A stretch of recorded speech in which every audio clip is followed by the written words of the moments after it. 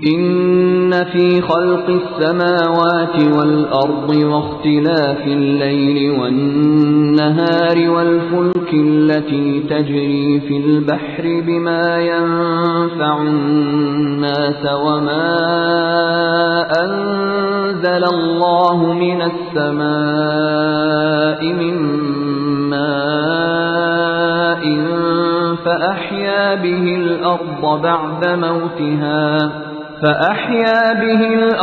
بعد موتها وبث فيها من كل دابة وتصريف الرياح والسحاب المسخر بين السماء والأرض لآيات لقوم يعقلون۔ بے شک آسمانوں اور زمین کی تخلیق میں، رات دن کے لگاتار آنے جانے میں، ان کشتیوں میں جو لوگوں کے فائدے کا سامان لے کر سمندر میں تیرتی ہیں، اس پانی میں جو اللہ نے آسمان سے اتارا اور اس کے ذریعے زمین کو اس کے مردہ ہو جانے کے بعد زندگی بخشی اور اس میں ہر قسم کے جانور پھیلا دیے، اور ہواؤں کی گردش میں اور ان بادلوں میں جو آسمان اور زمین کے درمیان تابع دار بن کر کام میں لگے ہوئے ہیں، ان لوگوں کے لیے نشانیاں ہی نشانیاں ہیں جو اپنی عقل سے کام لیتے ہیں۔ اللہ تعالیٰ نے قرآن کریم میں جگہ جگہ کائنات کے ان حقائق کی طرف توجہ دلائی ہے جو ہماری آنکھوں کے سامنے پھیلے پڑے ہیں، اور اگر ان پر معقولیت کے ساتھ غور کیا جائے تو اللہ تعالیٰ کے وجود اور اس کی توحید پر دلالت کرتے ہیں۔ چونکہ روزمرہ ان کو دیکھتے دیکھتے ہماری نگاہیں ان کی عادی ہو گئی ہیں، اس لیے ان میں کوئی حیرت کی بات ہمیں محسوس نہیں ہوتی، ورنہ ان میں سے ایک ایک چیز ایسے محیر العقول نظام کا حصہ ہے جس کی تخلیق اللہ تعالیٰ کی قدرت کاملہ کے سوا کائنات کی کسی طاقت کے بس میں نہیں ہے۔ آسمان اور زمین کی تمام مخلوقات جس طرح کام کر رہی ہیں، چاند اور سورج جس طرح ایک لگے بندھے نظام الاوقات کے تحت دن رات سفر میں ہیں، سمندر جس طرح نہ صرف پانی کا ذخیرہ کیے ہوئے ہے بلکہ کشتیوں کے ذریعے خشکی کے مختلف حصوں کو جوڑے ہوئے ہے اور ان کی ضرورت کا سامان ایک جگہ سے دوسری جگہ منتقل کر رہا ہے، بادل اور ہوائیں جس انداز میں انسانوں کی زندگی کا سامان مہیا کر رہے ہیں، ان سب چیزوں کے بارے میں بدترین حماقت کے بغیر یہ سمجھنا ممکن نہیں کہ یہ سب کچھ خود بخود کسی خالق کے بغیر ہو رہا ہے۔ مشرکین عرب بھی یہ مانتے تھے کہ یہ ساری کائنات اللہ تعالیٰ کی پیدا کی ہوئی ہے، لیکن ساتھ ہی وہ یہ عقیدہ رکھتے تھے کہ ان تمام کاموں میں کئی دیوتا اس کے مددگار ہیں۔ قرآن کریم فرماتا ہے کہ جس ذات کی قدرت اتنی عظیم ہے کہ یہ سارا نظام کائنات اس نے بلا شرکت غیر پیدا کر دیا ہے، آخر اسے چھوٹے چھوٹے کاموں کے لیے کسی شریک یا مددگار کی کیا ضرورت ہے؟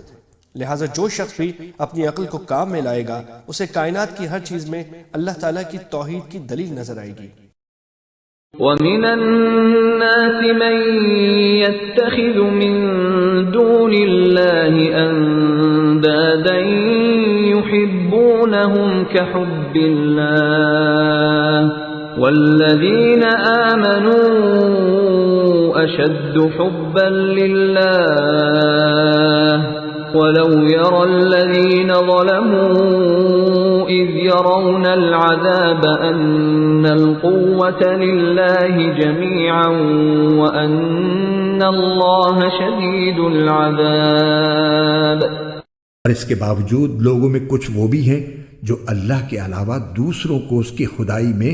اس طرح شریک قرار دیتے ہیں کہ ان سے ایسی محبت رکھتے ہیں جیسے اللہ کی محبت رکھنی چاہیے، اور جو لوگ ایمان لا چکے ہیں وہ اللہ ہی سے سب سے زیادہ محبت رکھتے ہیں، اور کاش کہ یہ ظالم جب دنیا میں کوئی تکلیف دیکھتے ہیں اسی وقت یہ سمجھ لیا کریں کہ تمام تر طاقت اللہ ہی کو حاصل ہے، اور یہ کہ اللہ کا عذاب آخرت میں اس وقت بڑا سخت ہوگا۔ کچھ لوگ ایسے ہیں جو اللہ کے سوا دوسروں کو اس کا ہمسر اور مد مقابل بناتے ہیں،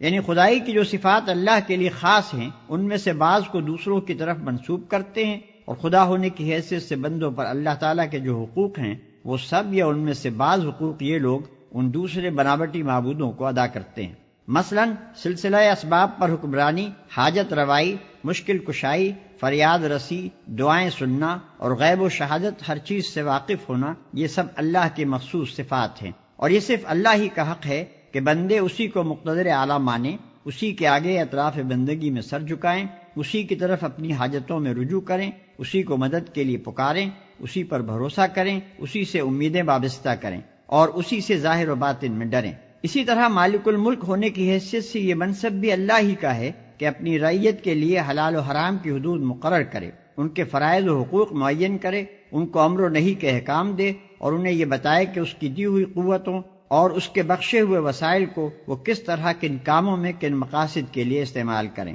اور یہ صرف اللہ کا حق ہے کہ بندے اس کی حاکمیت تسلیم کریں، اس کے حکم کو منبع قانون مانیں، اسی کو امر و نہی کا مختار سمجھیں، اپنی زندگی کے معاملات میں اس کے فرمان کو فیصلہ کن قرار دیں اور ہدایت و رہنمائی کے لیے اسی کی طرف رجوع کریں۔ جو شخص خدا کی ان صفات میں سے کسی صفت کو بھی کسی دوسرے کی طرف منسوب کرتا ہے اور اس کے ان حقوق میں سے کوئی ایک حق بھی کسی دوسرے کو دیتا ہے، وہ دراصل اسے خدا کا مد مقابل اور ہمسر بناتا ہے۔ اور اسی طرح جو شخص یا جو ادارہ ان صفات میں سے کسی صفت کا مدعی ہو اور ان حقوق میں سے کسی حق کا انسانوں سے مطالبہ کرتا ہو، وہ بھی دراصل خدا کا مد مقابل اور ہمسر بنتا ہے، خواہ زبان سے خدائی کا دعویٰ کرے یا نہ کرے۔ ایمان رکھنے والے لوگ سب سے بڑھ کر اللہ کو محبوب رکھتے ہیں۔ یعنی ایمان کا اقتضا یہ ہے کہ آدمی کے لیے اللہ کی رضا ہر دوسرے کی رضا پر مقدم ہو، اور کسی چیز کی محبت بھی انسان کے دل میں یہ مرتبہ اور مقام حاصل نہ کر لے کہ وہ اللہ کی محبت پر اسے قربان نہ کر سکتا ہو۔ إذ تبرأ الذين اتبعوا من الذين اتبعوا ورأوا العذاب وتقطعت بهم الأسباب۔ جب وہ پیشوا جن کے پیچھے یہ لوگ چلتے رہے ہیں اپنے پیروکاروں سے مکمل بے تعلقی کا اعلان کریں گے، اور یہ سب لوگ عذاب کو اپنی آنکھوں کے سامنے دیکھ لیں گے اور ان کے تمام باہمی رشتے کٹ کر رہ جائیں گے۔ وقال الذين اتبعوا لو أن لنا كرة فنتبرأ منهم كما تبرأوا منا كذلك يريهم الله أعمالهم حسرات عليهم وما هم بخارجين من النار۔ اور جنہوں نے ان پیشواؤں کی پیروی کی تھی وہ کہیں گے کہ کاش ہمیں ایک مرتبہ پھر دنیا میں لوٹنے کا موقع دے دیا جائے تو ہم بھی ان پیشواؤں سے اسی طرح بے تعلقی کا اعلان کریں جیسے انہوں نے ہم سے بے تعلقی کا اعلان کیا ہے۔ اس طرح اللہ انہیں دکھا دے گا کہ ان کے اعمال آج ان کے لیے حسرت ہی حسرت بن چکے ہیں، اور اب وہ کسی صورت دوزخ سے نکلنے والے نہیں ہیں۔ ہم ان سے بیزار ہو کر دکھا دیتے۔ یہاں خاص طور پر گمراہ کرنے والے پیشواؤں اور لیڈروں اور ان کے نادان پیرووں کے انجام کا اس لیے ذکر کیا گیا ہے کہ جس غلطی میں مبتلا ہو کر پچھلی امتیں بھٹک گئیں اس سے مسلمان ہوشیار رہیں اور رہبروں میں امتیاز کرنا سیکھیں اور غلط رہبری کرنے والوں کے پیچھے چلنے سے بچیں۔